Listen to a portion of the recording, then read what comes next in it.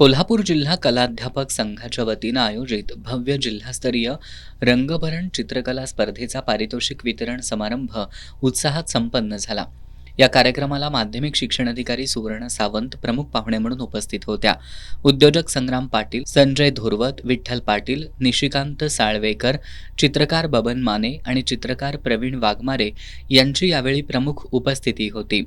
कार्यक्रमाच्या अध्यक्षस्थानी शिक्षक भारतीचे पुणे विभागीय अध्यक्ष दादासाहेब लाड होते. स्पर्धेत जिल्ह्यातील विविध शाळांमधील सुमारे 30,000 विद्यार्थ्यांनी उत्स्फूर्त सहभाग नोंदवला होता.